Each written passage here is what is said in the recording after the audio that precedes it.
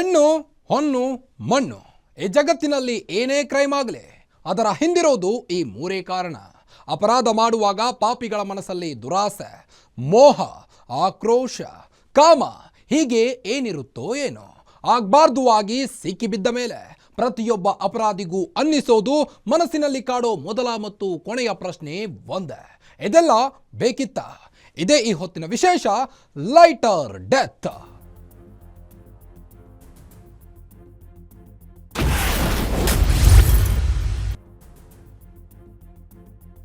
ಆನೇಕಲ್ ಶಾಸಕ ಬಿ ಶಿವಣ್ಣ ಹುಟ್ಟುಹಬ್ಬದ ಪ್ರಯುಕ್ತ ಕ್ರಿಕೆಟ್ ಪಂದ್ಯಾವಳಿ ಆಯೋಜನೆ ಮಾಡಿದ್ರು.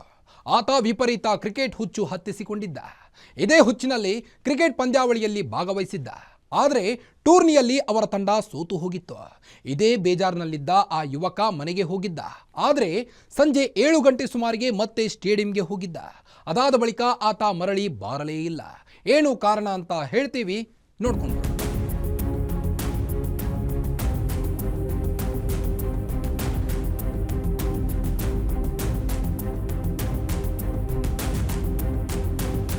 ಮರಕ್ಕೆ ಡಿಕ್ಕಿ ಹೊಡೆದು ನಿಂತಿರೋ ಕಾರು.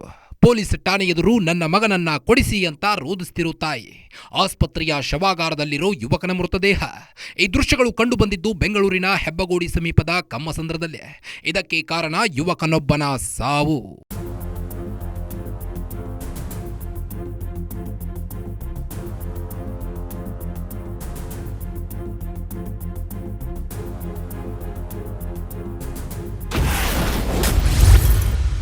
ಜನವರಿ 25ರಂದು ನಡೆದಿತ್ತು ಭೀಕರ ಅಪಘಾತ. ಪೊಲೀಸರಿಗೆ ಸಿಕ್ಕಿತ್ತು ಡೆಡ್ಲಿ ಆಕ್ಸಿಡೆಂಟ್ನ ಮಾಹಿತಿ. ಜನವರಿ 25, 2026 ಭಾನುವಾರ ಇಡೀ ದೇಶದ ಜನ 77ನೇ ಗಣರಾಜ್ಯೋತ್ಸವದ ಆಚರಣೆಗೆ ಸಿದ್ಧತೆಯನ್ನ ನಡೆಸಿದ್ರು. ಎಲ್ಲೆಡೆ ಸಂಭ್ರಮ ಮನೆ ಮಾಡಿತ್ತು. ಭಾನುವಾರ ರಾತ್ರಿ 8 ಗಂಟೆ ಸುಮಾರಿಗೆ ಹೆಬ್ಬಗೋಡಿ ಪೊಲೀಸರಿಗೆ ಒಂದು ಕರೆ ಬಂದಿತ್ತು. ಸಾರ್, ಕಮ್ಮಸಂದ್ರದ ಬಳಿ ಒಂದು ಆಕ್ಸಿಡೆಂಟ್ ಆಗಿದೆ, ಬೇಗ ಬನ್ನಿ ಅಂತ ಕರೆ ಮಾಡಿದ್ದ ವ್ಯಕ್ತಿ ತಿಳಿಸಿದ್ದ. ಪೊಲೀಸರಿಗೆ ಮಾಹಿತಿ ಸಿಕ್ಕ ತಕ್ಷಣ ಕಾರ್ಯಪ್ರವೃತ್ತರಾಗಿದ್ರು. ತಕ್ಷಣವೇ ಸ್ಥಳಕ್ಕೆ ಬಂದಿದ್ರು. ಅಷ್ಟೊತ್ತಿಗಾಗಲೇ ಅಪಘಾತಕ್ಕೆ ಒಳಗಾಗಿದ್ದ ಯುವಕನನ್ನ ಹತ್ತಿರದ ಆಸ್ಪತ್ರೆಗೆ ಸೇರಿಸಿ ಸ್ಥಳೀಯರು ಚಿಕಿತ್ಸೆ ಕೂಡ ಕೊಡಿಸಿದ್ರು. ಸ್ಥಳಕ್ಕೆ ಬಂದ ಪೊಲೀಸರು ಇದೊಂದು ಆಕ್ಸಿಡೆಂಟ್ ಅಂತ ಭಾವಿಸಿ ಪ್ರಕರಣವನ್ನ ದಾಖಲಿಸಿಕೊಂಡಿದ್ರು. 112ಗೆ ನಮ್ಮ ಅಲ್ಲಿರುವಂತ ಪಬ್ಲಿಕ್ ಕಾಲ್ ಮಾಡಿ ಒಂದು ಆಕ್ಸಿಡೆಂಟ್ ಆಗಿದೆ, ಇಲ್ಲಿ ಒಂದು ಆಕ್ಸಿಡೆಂಟ್ ಆಗಿದೆ ಅಂತ ಹೇಳಿದ ಮೇಲೆ ನಮ್ಮವರೆಲ್ಲ ಆಕ್ಸಿಡೆಂಟ್ ಆಗಿದೆ ಅಂತ ಹೇಳಿ ನಾವು ಸ್ಪಾಟ್ಗೆ ಹೋಗಿ ನಮ್ಮ ಹೆಬ್ಬಗೋಡಿ ಪೊಲೀಸರೆಲ್ಲ ಅವ್ರನ್ನ ತಗೊಂಬಂದ ಸಂದರ್ಭದಲ್ಲಿ ನಮಗೆ ಗೊತ್ತಾಗಿರಲಿಲ್ಲ.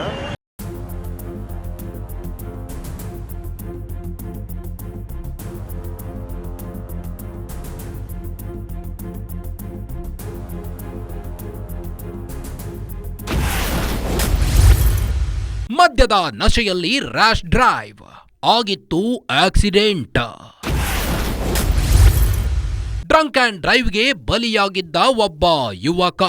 ಅಪಘಾತವಾಗಿದ್ದ ಸ್ಥಳಕ್ಕೆ ಬಂದ ಪೊಲೀಸರು ಮೇಲ್ನೋಟಕ್ಕೆ ಇದೊಂದು ಆಕ್ಸಿಡೆಂಟ್ ಅಂತ ಭಾವಿಸಿ ಆ ನಿಟ್ಟಿನಲ್ಲಿ ತನಿಖೆ ಕೂಡ ನಡೆಸಿದ್ರು. ಮದ್ಯದ ನಶೆಯಲ್ಲಿ ಅಡ್ಡಾದಿಡ್ಡಿ ಕಾರು ಚಲಾಯಿಸಿ ಮೊದಲು ಮರಕ್ಕೆ ಡಿಕ್ಕಿ ಹೊಡೆದು ಬಳಿಕ ಗೋಡೆಗೆ ಗುದ್ದಿದ್ದಾರೆ ಅಂತ ಪೊಲೀಸರ ಪ್ರಾಥಮಿಕ ತನಿಖೆಯಲ್ಲಿ ಗೊತ್ತಾಗಿತ್ತು. ಆಕ್ಸಿಡೆಂಟ್ ಮಾಡಿದ್ದ ಕಾರಿನ ಚಾಲಕ ಸ್ಥಳದಿಂದ ಪರಾರಿಯಾಗಿದ್ದ. ಆಕ್ಸಿಡೆಂಟ್ ಆಗಿರೋ ಯುವಕ ಯಾರು ಅಂತ ಪೊಲೀಸರು ಚೆಕ್ ಮಾಡಿದಾಗ ಆತ ಹೆಬ್ಬಗೋಡಿ ಬಳಿಯ ವೀರಸಂದ್ರ ನಿವಾಸಿ ಪ್ರಶಾಂತ್ ಅನ್ನೋದು ಗೊತ್ತಾಗಿತ್ತು. ಹಾಗಿದ್ರೆ ಆಕ್ಸಿಡೆಂಟ್ ಮಾಡಿದ್ದು ಯಾರು ಅನ್ನೋದರ ಬೆನ್ನತ್ತಿ ಹೋದ ಪೊಲೀಸರಿಗೆ ಸಿಕ್ಕಿಬಿದ್ದವನೇ ಈ ರೋಷನ್ ಹೆಗಡೆ.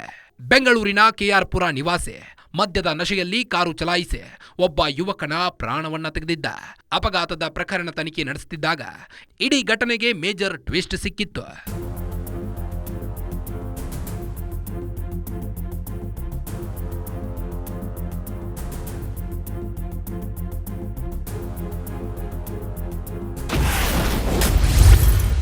ಡ್ಯಾಶ್ ಕ್ಯಾಮ್ ಬಿಚ್ಚಿಟ್ಟಿತ್ತು ಆಕ್ಸಿಡೆಂಟ್ನ ಅಸಲಿ ಕತೆ. ಅಪಘಾತವಲ್ಲ, ಕೊಲೆ ಎಂದು ಗೊತ್ತಾದಾಗ ಶಾಕ್. ಪೊಲೀಸರು ಅಪಘಾತ ಪ್ರಕರಣ ದಾಖಲಿಸಿಕೊಂಡು ಕಾರನ್ನ ಚೆಕ್ ಮಾಡಿದ್ರು. ಈ ವೇಳೆ ಕಾರ್ನಲ್ಲಿದ್ದ ಡ್ಯಾಶ್ ಕ್ಯಾಮ್ನಲ್ಲಿ ಇಡೀ ಘಟನೆ ಯಥಾವತ್ತಾಗಿ ದಾಖಲಾಗಿತ್ತು. ಪೊಲೀಸರು ಡ್ಯಾಶ್ ಕ್ಯಾಮ್ ಚೆಕ್ ಮಾಡಿದಾಗ ಶಾಕ್ಗೆ ಒಳಗಾಗಿದ್ರು. ಇದು ಅಪಘಾತವಲ್ಲ, ಬದಲಿಗೆ ಕೊಲೆ ಅಂತ ತಿಳಿದ ಬಳಿಕ ಕೊಲೆ ಪ್ರಕರಣ ದಾಖಲಿಸಿಕೊಂಡು ತನಿಖೆ ಶುರು ಮಾಡಿದ್ರು. ಆಗ ಹೊರಬಂದಿತ್ತು ನೋಡಿ ಒಂದು ಲೈಟರ್ ಕತೆ. ಆನೇಕಲ್ ಶಾಸಕ ಬಿ ಶಿವಣ್ಣ ಹುಟ್ಟುಹಬ್ಬದ ಪ್ರಯುಕ್ತ ಕಮ್ಮಸಂದ್ರದಲ್ಲಿ ಕ್ರಿಕೆಟ್ ಟೂರ್ನಿ ಆಯೋಜಿಸಿದ್ರು. ಟೂರ್ನಿಯಲ್ಲಿ ಭಾಗವಹಿಸಿದ್ದ ಪ್ರಶಾಂತ್ ಟೀಮ್ ಸೋತಿತ್ತು. ಕೆಆರ್ಪುರದ ರೋಷನ್ ಹೆಗಡೆ ತಂಡ ಗೆದ್ದಿತ್ತು. ಇದೇ ಖುಷಿಯಲ್ಲಿ ಅವರು ಪಾರ್ಟಿ ಮಾಡ್ತಿದ್ರು. ಅಲ್ಲಿಗೆ ಪ್ರಶಾಂತ್ ಬಂದಿದ್ದ. ಗಲಾಟೆಯಾದ ಬಳಿಕ ಏನಾಯ್ತು ಅನ್ನೋದು ಡ್ಯಾಶ್ ಕ್ಯಾಮ್ನಲ್ಲಿ ರೆಕಾರ್ಡ್ ಆಗಿತ್ತು. ಆಗ ಪೊಲೀಸರಿಗೆ ಇದು ಅಪಘಾತವಲ್ಲ, ಕೊಲೆ ಅನ್ನೋದು ಗೊತ್ತಾಗಿತ್ತು. ಯಾವಾಗ ನಮಗೆ ಯಾವುದು ವೆಹಿಕಲ್ದು ಡ್ಯಾಶ್ ಬೋರ್ಡ್ನ ನಾವು ಗಮನಿಸಿದಾಗ ಇದು ಇಬ್ಬರ ಮಧ್ಯೆ ಆಲ್ಟರ್ಕೇಷನ್ ಆಗಿದೆ, ಗಲಾಟೆ ಆಗಿ ಅವನೇ ತಗೊಂಡೋಗಿ ಅದಕ್ಕೆ ಮರಕ್ಕೆ ಮತ್ತು ಕಾಂಪೌಂಡ್ ಹೊಡೆದು ಸಾಯಿಸಿದ್ದಾರೆ. ಆಯ್ತು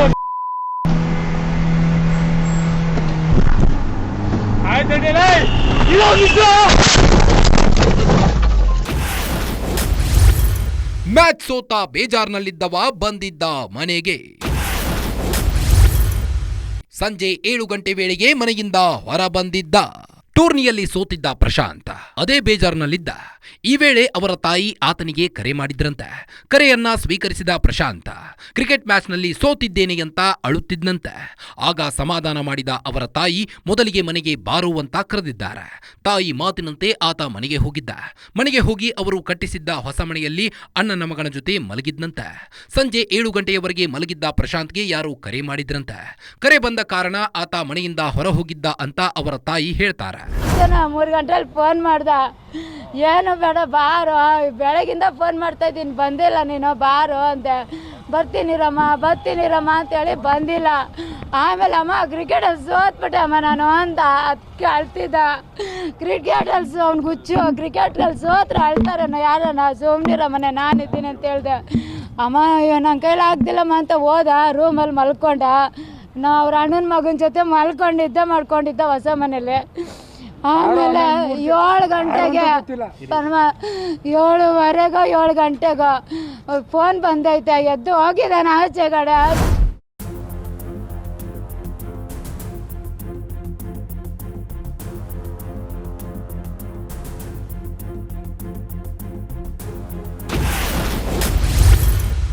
ರಾತ್ರಿ 9 ಗಂಟೆ ವೇಳೆಗೆ ತಾಯಿ ಮೊಬೈಲ್ಗೆ ಬಂದಿತ್ತು ಕರೆ.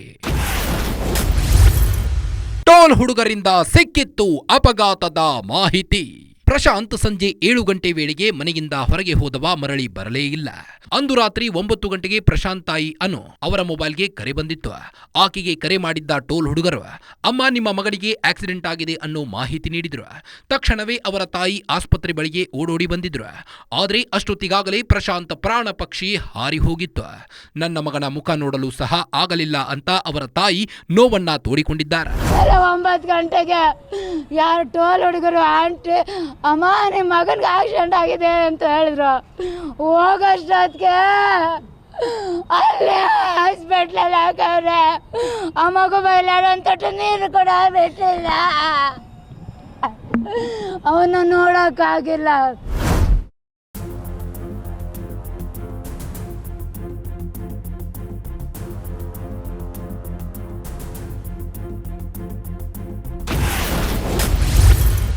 ಎಣ್ಣೆ ಪಾರ್ಟಿ, ಸಿಗರೇಟ್ ಲೈಟರ್ಗೆ ಶುರು ಕಿರಿಕ್. ಬಿಆರ್ ಬಾಟಲಿಯಿಂದ ರೋಷನ್ ಮೇಲೆ ಹಲ್ಲೆ. ಸಂಜೆ 7 ಗಂಟೆಗೆ ಕಮ್ಮಸಂದ್ರದಲ್ಲಿ ಕ್ರಿಕೆಟ್ ಪಂದ್ಯಾವಳಿ ಆಯೋಜಿಸಿದ್ದ ಸ್ಟೇಡಿಯಂಗೆ ಬಂದಿದ್ದ. ಅಲ್ಲಿ ಪಂದ್ಯಾವಳಿಯಲ್ಲಿ ಟ್ರೋಫಿ ಗೆದ್ದಿದ್ದ ರೋಷನ್ ಹೆಗಡೆ ಮತ್ತವನ ಗೆಳೆಯರು ಎಣ್ಣೆ ಪಾರ್ಟಿ ಮಾಡುತ್ತಾ ಕುಳಿತಿದ್ರಂತೆ. ಈ ಪ್ರಶಾಂತ್ ಕೂಡ ಅಲ್ಲಿಗೆ ಹೋಗಿದ್ದ. ಅಲ್ಲಿಗೆ ಹೋದ ವೇಳೆ ರೋಷನ್ ಹೆಗಡೆ ಮತ್ತವನ ಗೆಳೆಯರು ಪ್ರಶಾಂತ್ ಬಳಿ ಸಿಗರೇಟ್ ಹಚ್ಚಿಕೊಳ್ಳಲು ಲೈಟರ್ ಕೇಳಿದ್ದಾರೆ. ಆಗ ಪ್ರಶಾಂತ್ ನನ್ನ ಬಳಿ ಲೈಟರ್ ಇಲ್ಲ ಅಂತ ಹೇಳಿದ್ದ. ಯಾವಾಗ ನನ್ನ ಬಳಿ ಲೈಟರ್ ಇಲ್ಲ ಅಂತ ಹೇಳಿದ್ನೋ ಅಲ್ಲಿಗೆ ಇಬ್ಬರ ನಡುವೆ ಜಗಳ ಶುರುವಾಗಿದೆ. ಹೀಗೆ ಜಗಳ ಶುರುವಾದಾಗ ಪ್ರಶಾಂತ್ ಬಿಯರ್ ಬಾಟಲಿಯಿಂದ ರೋಷನ್ ಹೆಗಡೆ ಮೇಲೆ ಹಲ್ಲೆ ಮಾಡಿದ್ದ. ಈ ವೇಳೆ ಆತನ ನಾಲಿಗೆಗೆ ಗಾಯಗಳಾಗಿತ್ತಂತೆ. ಗ್ರಾಮದ ಒಂದು ವ್ಯಕ್ತಿ ಪ್ರಶಾಂತ್ ಅಂತ ಹೇಳಿ 35 ವರ್ಷ, ಅಲ್ಲಿ M5 ಮಾಲ್ ಹಿಂದೆ ಒಂದು ಮನೆ ಇದೆ. ಅದೇ ರೀತಿ ಇನ್ನೊಬ್ಬ KR-ಪುರದ ನಿವಾಸಿ ರೋಷನ್ ಹೆಗಡೆ ಅಂತ ಹೇಳಿ ಅವರೆಲ್ಲರೂ ಪರಿಚಯಸ್ಥರು. ಅಲ್ಲೊಂದು ಕ್ರಿಕೆಟ್ ಮ್ಯಾಚ್ ನಡೆದು ಎಲ್ಲರೂ ಹೋದ್ಮೇಲೆ 8-9 ಗಂಟೆ ಮೇಲೆ ಆ ಗ್ರೌಂಡಲ್ಲಿ ಈ ಬೀರ್ ಬಾಟ್ಲ್ ತಗೊಂಡು ಎಲ್ಲ ಕುಡಿಯೋದಕ್ಕೆ ಅಲ್ಲಿ 4-5 ಜನ ಎಲ್ಲ ಸೇರಿದಂತ ಮಾಹಿತಿ ಇದೆ. ಈ ಸಂದರ್ಭದಲ್ಲಿ ಈ ಪ್ರಶಾಂತ್ ಮತ್ತೆ ಈ ರೋಷನ್ ಹೆಗಡೆಗೆ ಮಧ್ಯೆ ಒಂದು ಸಿಗರೇಟ್ ಲೈಟರ್ ವಿಚಾರವಾಗಿ ಒಂದು ಸಿಗರೇಟ್ ಲೈಟ್ ವಿಚಾರವಾಗಿ ಸ್ವಲ್ಪ ಗಲಾಟೆ ಆಯಿತು. ಗಲಾಟೆ ಮಾಡುವಂತ ಸಂದರ್ಭದಲ್ಲಿ ಇಬ್ಬರು ಅಲ್ಲೇ ಬೀರ್ ಬಾಟ್ಲಿಂದ ಈ ರೋಷನ್ ಹೆಗಡೆಗೆ ಮತ್ತೆ ಪ್ರಶಾಂತ್ ಇವರಲ್ಲಿ ಗಲಾಟೆ ಆಗಿ ಈ ಯಾರು ರೋಷನ್ ಹೆಗಡೆ ಆಗಿದ್ರು ಅವ್ರಿಗೆ ಪ್ರಶಾಂತ್ ಅನ್ನೋರು ಬೀರ್ ಬಾಟ್ಲಿಂದ ಹೊಡೆದಿದ್ದಾರೆ. ಅದಕ್ಕೆ ನಾಲಿಗೆ ಅವ್ರಿಗೆ ಗಂಟಾಗಿದೆ.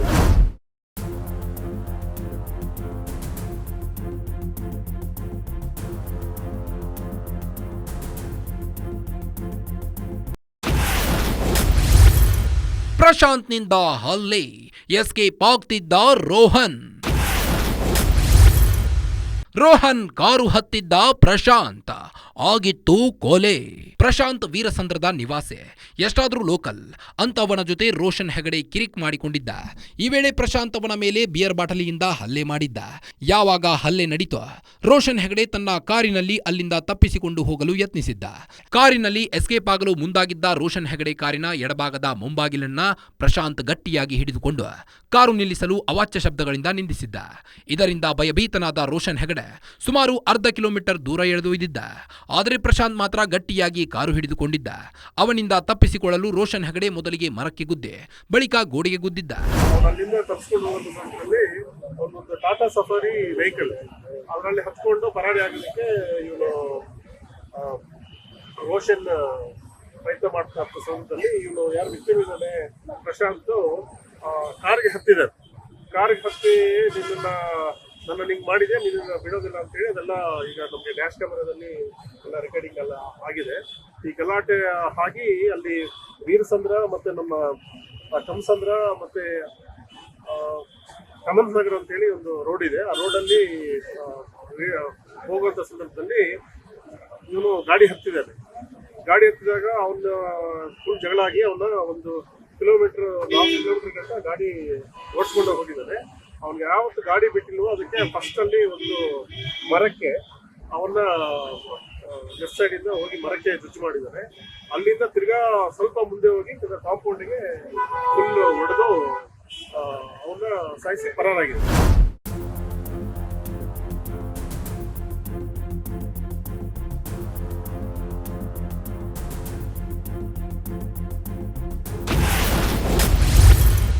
ಮಗನ ಪ್ರಾಣವನ್ನೇ ತೆಗೆದಿದ್ದಕ್ಕೆ ತಾಯಿ ಆಕ್ರೋಶ. ಸಾಯಿಸುವ ಉದ್ದೇಶದಿಂದಲೇ ಎಳೆದೊಯ್ದಿದ್ದಾರೆ. ನನ್ನ ಮಗ ತಪ್ಪು ಮಾಡಿದ್ರೆ ಒಂದೇಟು ಹಾಕಿ ಬೈದು ಬುದ್ಧಿ ಹೇಳ್ಬೋದಿತ್ತು. ನನಗೆ ಹೇಳಿದ್ದಿದ್ರೆ ನಾನೇ ಬುದ್ಧಿ ಹೇಳುತ್ತಿದ್ದೆ. ಪೊಲೀಸರಿಗೆ ದೂರು ನೀಡಿ ನನ್ನ ಮಗನಿಗೆ ಶಿಕ್ಷೆ ಕೊಡಿಸಬಹುದಿತ್ತು. ಆದರೆ ನನ್ನ ಮಗನ ಪ್ರಾಣವನ್ನೇ ತೆಗೆದಿದ್ದಾರೆ. ಇವರಿಗೆ ಜೀವ ತೆಗೆಯುವ ಹಕ್ಕು ಕೊಟ್ಟೋರು ಯಾರು ಅಂತ ತಾಯಿ ಅಲವತ್ತುಕೊಂಡಿದ್ದಾರೆ. ಅಲ್ಲದೆ ಪ್ರಶಾಂತ್ ಸಾವಿನ ಕುರಿತು ಮಾತನಾಡಿರೋ ಆತನ ಸ್ನೇಹಿತ ರವಿ ಸಾಯಿಸುವ ಉದ್ದೇಶದಿಂದಲೇ ಅಷ್ಟು ದೂರ ಎಳೆದುಕೊಂಡು ಹೋಗಿದ್ದಾರೆ. ಬದುಕಿಸೋ ಉದ್ದೇಶ ಇದ್ದಿದ್ರೆ ಅಷ್ಟು ದೂರ ಎಳೆದೊಯ್ಯೋ ಅವಶ್ಯಕತೆ ಇರಲಿಲ್ಲ. ಬ್ರೇಕ್ ಹಾಕಿದ್ದಿದ್ರೆ ಆತ ಕೆಳಗೆ ಬೀಳ್ತಿದ್ದ, ಕೈ ಕಾಲಿಗೆ ಗಾಯವಾಗಿ ಬದುಕಿರ್ತಿದ್ದ. ಅದನ್ನ ಬಿಟ್ಟು ಹೀಗೆ ಸಾಯಿಸಿರುವುದು ನಿಜಕ್ಕೂ ದಾರುಣ ಅಂತ್ಯ ಅಂತ ಹೇಳಿದ್ದಾರೆ. ನನ್ ಮಗಪ್ಪ 33 ವರ್ಷ ಅಷ್ಟ ಮಗ ನೋಡ್ದೆ ಇದಕ್ ಮುಂಚೆ ಕಳಿಸ್ಬಿಟ್ರೆ ಬರೋ ತಿಂಗಳು ಮದ್ವೆ ಮಾಡೇವಂತ ಮನೆ ಕಟ್ದೆ. ಇವ್ರು ಒಂದು ಏಟ್ ಹಾಕ್ಬಿಟ್ಟು ಬುದ್ಧಿ ಹೇಳಿ ನಿನ್ನ ಮಗ ಹಿಂಗೆ ಮಾಡಿದಾನಮ್ಮ ಅಂತ ಹೇಳಿದ್ರೆ ನಾನು ನನ್ನ ಮಗನ ಹೊಡೆದು ಇರ್ತೀವಿ ಅನ್ನೋ ಕಂಪ್ಲೇಂಟ್ ಕೊಟ್ಟೇನೋ ಪೊಲೀಸರುಗಳು ಬುದ್ಧಿ ಹೇಳಿಸ್ತಾ ಇದ್ನಾ. ಇವ್ರ ಪ್ರಾಣ ತೆಗೆಯೋದು ಏನಿತ್ತಪ್ಪ, ಏನು ಕೊಟ್ರೆ ಸಿಗಲ್ಲ ನನ್ನ ಮಗ. 800 ಮೀಟ್ರ್ ಕರ್ಕೋಗೋಂಥದ್ದು ಏನಂತ ಗೊತ್ತಿಲ್ಲ ಸರ್. ಬ್ರೇಕ್ ಹಿಡಿದಿದ್ರಿ, ಬೇರೆ ವಿಡಿಯೋದಲ್ಲೆಲ್ಲ ಇದೆ. ಅರ್ಧ ಬಾಡಿ ಒಳಗೆ ಇದೆ, ಅರ್ಧ ಬಾಡಿ ರೋಡಲ್ಲಿ ಆಚೆ ಇದೆ. 800 ಮೀಟ್ರ್ ಅಲ್ಲಿಂದ ಎಳ್ಕೋ ಹೋಗಿ ಗುದ್ದೋರ್ಗೆ ಯಾರು ನೋಡಿ ಇದು ಮಾಡೋ ಅಷ್ಟೇ ಏನಿಲ್ಲ. ಸಾಯಿಸ್ಬೇಕಂತ ಇದು ಸಾಯಿಸ್ಬಾರ್ದಂದ್ರೆ ಆ ವಿಡಿಯೋದಲ್ಲಿ ನೋಡ್ರಿ, ಬೇರೆದೆಲ್ಲ ಇದೆ, ಅದು ಚೆಕ್ ಮಾಡಿಬಿಟ್ಟು.